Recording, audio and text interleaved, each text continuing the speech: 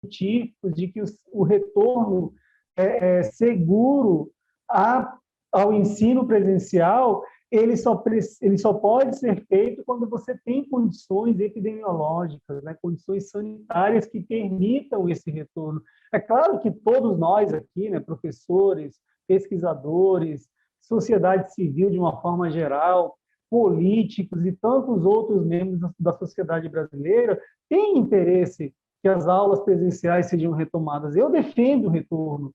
Você, professor, defende, o pai defende, mas nós defendemos o retorno seguro. Você não pode defender o retorno às aulas presenciais preservando a economia das escolas, preservando as empresas terceirizadas, né, com limpeza, com manutenção, com merenda e esquecendo da vida dos professores, das pessoas que eu iniciei a minha fala falando que deveriam ser o baluarte da nossa sociedade e, na verdade, são vistos como algo simplesmente dispensável, né? Porque quando você joga um professor em sala de aula sem condições sanitárias para isso, esquecendo de incluir o risco que é para o professor sair de casa para o transporte coletivo, do transporte coletivo para a escola, da escola para a sala de aula, da sala de aula para uma lan house, para uma lanchonete, para um restaurante, até chegar em casa, ele se expõe de forma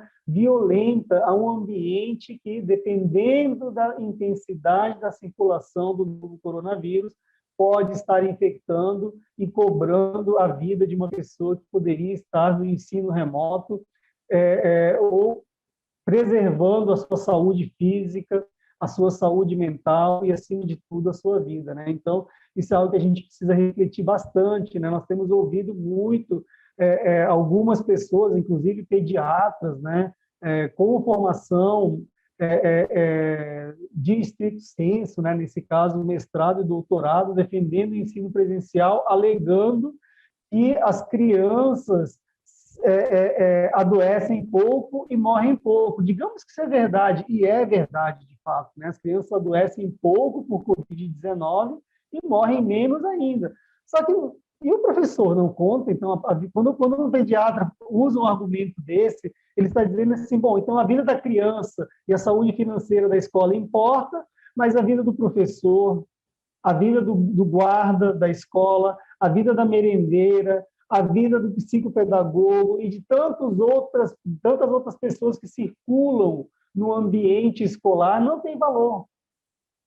Esquecem, né, que essas pessoas também fazem parte de grupos de risco, são pessoas que podem ser surpreendidas, por mais que não tenham comorbidade, né? Eu acabo de receber o relato de um colega, um conhecido, na verdade, de Parintins, no interior do Amazonas, que tinha 22 anos de idade, sem comorbidade, sem histórico prévio, com nenhuma doença crônica.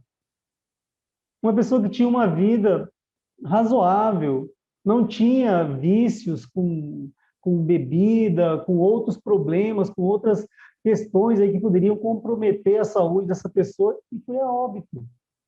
Imagina um professor de 50 anos que está há 30 anos no batente, hipertenso, diabético, deprimido pelas condições injustas de trabalho que lhes são oferecidas. Você colocar esse professor em sala de aula, igualando o risco dele ao de uma criança de 8 anos, ao de um adolescente de 14 anos, é, antes de tudo, desumano. E é nisso que as pessoas precisam focar. É sobre esses aspectos que as pessoas precisam refletir. O retorno ao ensino presencial ele não é tão simples para o professor. Se o professor fosse um robô, por exemplo, um holograma, eu seria o primeiro a defender o retorno dos alunos às aulas presenciais. Por quê? Porque qual que seria o grande risco de adoecimento e morte? Das pessoas com mais idade, né? A gente já sabe, a ciência deixou claro para a gente, né, que embora as crianças não adoeçam gravemente, não morram em proporção parecida com os maiores de 50 anos, por exemplo, elas são indivíduos que vão se contaminar, que vão se infectar e que podem transmitir. Mas, mesmo assim, se não tivesse a figura do professor dentro de sala de aula, dos outros profissionais, dos outros trabalhadores da área de educação que circulam pela escola, eu diria, gente, não tem por que não voltar à aula presencial. Nós vamos ter que correr risco, estamos no meio de uma epidemia e não vamos controlar a epidemia nos próximos 2 ou 3 meses. Então, vamos viver a realidade e, aos pouquinhos, assumir alguns riscos e retomar o ensino presencial. Só que essa não é a realidade. Os professores são de carne e osso. Os professores, boa parte deles, está numa longa caminhada já há décadas, perto de se aposentar. Eu tenho relatos de professor em Manaus que faltava 2 anos para se aposentar e que foi a óbito por causa da Covid. Entendeu? Então, é nisso que as pessoas têm que pensar. Não é simplesmente voltar ao ensino presencial, e sim voltar com condições sanitárias, com condições epidemiológicas que permitam, e essas condições sanitárias e epidemiológicas, elas não podem ser condições avaliadas de forma fria, de forma calculista e de forma irresponsável, como muitos têm feito Brasil afora. Eu lembro como se fosse ontem o exemplo de Manaus, quando Manaus, depois de ter sido castigada drasticamente, que chocou a humanidade com aqueles enterros em valas coletivas, corpos de mortos sendo empilhados ao lado de pacientes vivos nas emergências hospitalares, corpos sendo empilhados em freezers, sabe? Depois desse cenário trágico, Manaus ainda assim teve a capacidade, o Estado do Amazonas, de obrigar os professores da rede privada a voltarem ao ensino presencial em julho de 2020. É inacreditável o que eu estou falando para vocês, mas é verdade. Tem decreto do governador comprovando isso, tem depoimentos de professores, de tanta gente comprovando isso. Semanas depois, nós acabamos nos sendo surpreendidos, né, com um grupo de pesquisadores britânicos, né, de pesquisadores ingleses, usando o exemplo de Manaus como um mau exemplo. Bom, se Manaus está voltando precocemente ao ensino presencial, isso já é uma pista que a gente não deve fazer isso, né, porque Manaus não é um exemplo em controle da epidemia, e os britânicos estavam certos. Os britânicos estavam certos. O governo do estado do Amazonas continuou afrouxando as medidas de distanciamento físico.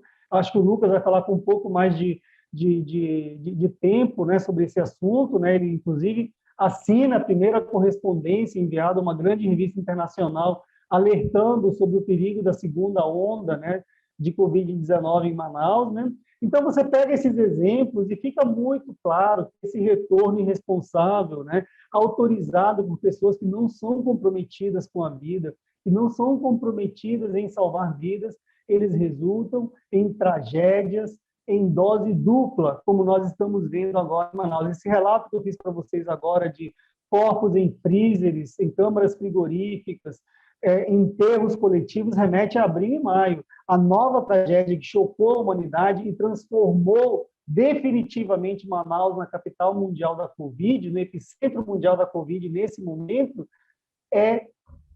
foi e continua sendo a avaliação inadequada das condições epidemiológicas e sanitárias que foi feita pelas autoridades sanitárias, que autorizou o retorno rápido, precoce e responsável dos professores ao ensino presencial. Portanto, essa é uma questão que a gente precisa levar muito em conta, levar muito a sério, e apoio vocês. Vou dizer o que eu disse aos professores do estado do Amazonas no primeiro contato que eu tive com eles, aliás, foi a convite do Lucas Ferrante, né?